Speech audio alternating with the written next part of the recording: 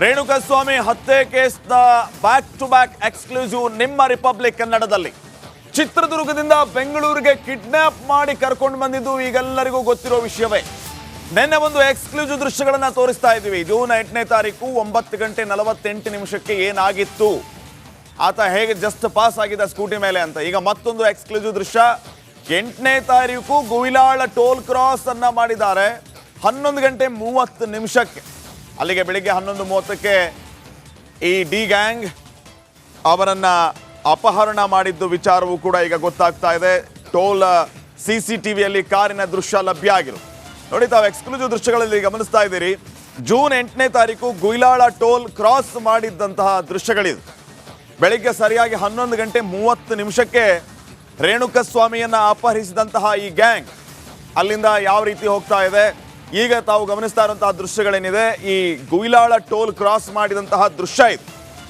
ಆ vehicle number ಅನ್ನ ಕೂಡ ತಾವು ಗಮನಿಸ್ತಾ ಇದ್ದೀರಿ, KA11B7939. ಈ ಕಾರ್ನಲ್ಲಿ ಯಾವ ರೀತಿ ಅಪಹರಣ ಮಾಡಿದ್ದಾರೆ, ಆ ಗುಯಿಲಾಳ ಟೋಲ್ ಕ್ರಾಸ್ ಆಗ್ತಿದ್ದಾರೆ ತಾವು ಗಮನಿಸ್ತಾ ಇದ್ದೀರಿ. ಕಾರಿನ ಮುಂಭಾಗದಲ್ಲಿ ಡ್ರೈವರ್ ರಘು ಕೂತಿರುವಂತಹ ದೃಶ್ಯ ಒಂದ್ ಕಡೆ. ಹಿರಿಯೂರು ಮಾರ್ಗವಾಗಿ ಬೆಂಗಳೂರು ಕಡೆಗೆ ಇವರು ಪ್ರಯಾಣವನ್ನ ಬಳಸ್ತಾರೆ. VIP ಕಾರ್ಡನ್ನ ಪ್ರದರ್ಶನ ಮಾಡ್ತಾರೆ.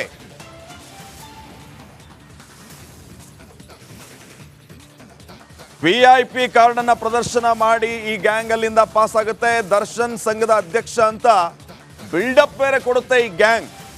ಬೆಂಗಳೂರಿಗೆ ಬಿಟ್ಟು ಡ್ರೈವರ್ ರವಿ ಮಾತ್ರ ವಾಪಸ್ ಬರ್ತಾನೆ. ಜೂನ್ 9ನೇ ತಾರೀಕು ಅಂದ್ರೆ ಅಪಹರಣ ಮಾಡಿದ ಮಾರನೇ ದಿನ ಬೆಳಿಗ್ಗೆ 4:30 ಚಿತ್ರದುರ್ಗದತ್ತ ರವಿ ವಾಪಸ್ ಬಂದ್ಬಿಡ್ತಾನೆ. ಇವ್ರನ್ನ ಇಲ್ಲಿಗೆ ಬಿಟ್ಟುಬಿಟ್ಟು ನಡಿ ಈಗ ಶುರು ಮಾಡೋಣ. ಕೇಸರಿಯಿಂದ ಮನೋಲ್ಲಾಸ ಮನಸ್ಸು ಮತ್ತೇರಿ ಕುಣಿದಾಡಿದೆ ನೋಡು, ಮನಸ್ಸು ಮತ್ತೇರಿ ಕುಣಿದಾಡಿದೆ ನೋಡು.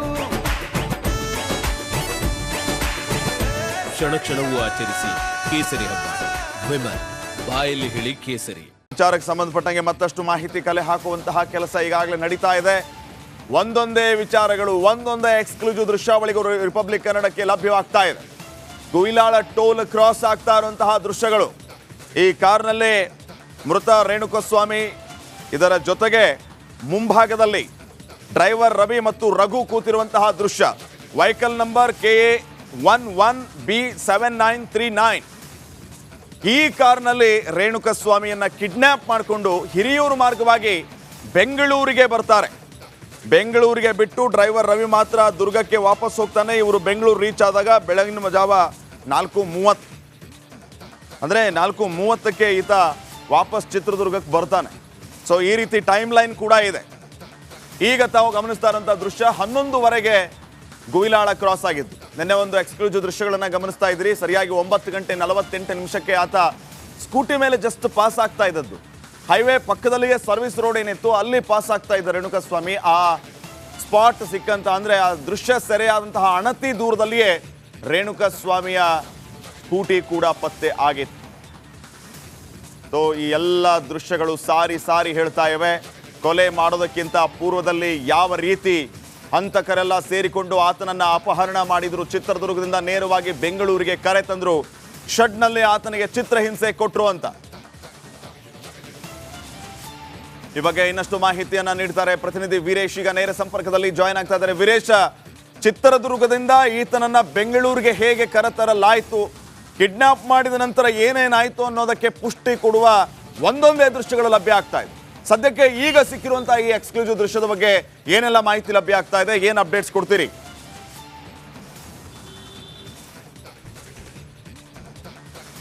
ಶ್ರೀಪಾದ್, ಏನಂದರೆ ಶನಿವಾರ ಬೆಳಗ್ಗೆ ಸರಿಸುಮಾರು 9:48 exact 9:48 Balaji bar and restaurant ಹತ್ರ ಏನು ಮೃತ ರೇಣುಕಾಸ್ವಾಮಿಯನ್ನು ರಘು ಟೀಮ್ ಕಿಡ್ನಾಪ್ ಮಾಡ್ತೈತೆ. ಅಲ್ಲಿ ಕಿಡ್ನಾಪ್ ಮಾಡಿದಂಥ ನಂತರಕ್ಕೆ ಅಲ್ಲಿದ್ದ ಒಂದು ಆಟೋದಲ್ಲಿ ಸೀದಾ ಏನಂದರೆ ಚಿತ್ರದುರ್ಗ ನಗರದಿಂದ ಸುಮಾರು 4 ಕಿಲೋಮೀಟರ್ ದೂರದಲ್ಲಿರುವಂಥ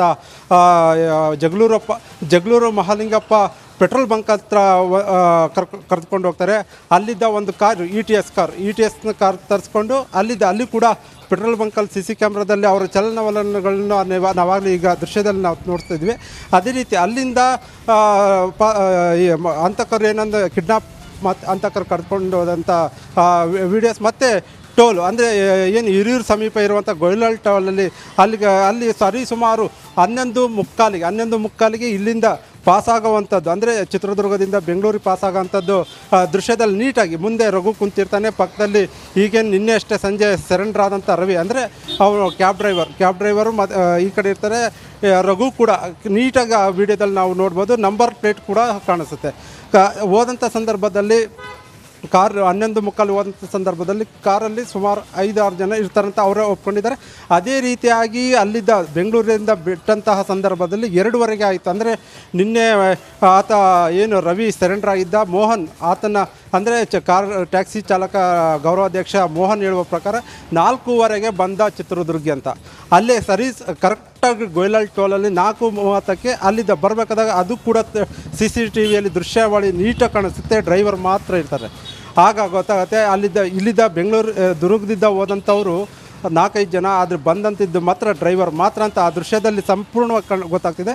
ತದನಂತರಕ್ಕೆ ಏನಾಯಿತು ಅದು ಕೂಡ ಸಾಕಷ್ಟು ರವಿ ಏನಂದರೆ ನಿನ್ನೆ DYSP ಆಫೀಸ್ಗೆ ಸರೆಂಡರ್ ಆದಂಥ ಸಂದರ್ಭದಲ್ಲಿ ಅವನು ಕೂಡ ಹೇಳಿದ್ದಾನೆ ಏನೆಲ್ಲ ನಡೀತು, ನಾವು ಇಲ್ಲಿದ್ದ ಹೇಗೆ ಹೋದ್ವಿ, ಅದೆಲ್ಲದು ಮಾಹಿತಿ. ಈಗ ಈ ಒಂದು ಕತ್ತೆ ಪ್ರಕರಣಕ್ಕೆ ಪ್ರತಿಯೊಂದು ಇಂಚಿಂಚೂ ಒಂದು ಮಾಹಿತಿ ಕಲೆಕ್ಟ್ ಮಾಡ್ತಾ ಹೋದಾಗ ಒಂದೊಂದೇ ಅಪ್ಡೇಟ್ಗಳು ನಮಗೆ ಚಿತ್ರದುರ್ಗದಲ್ಲಿ ಲಭ್ಯ ಆಗ್ತಿದೆ.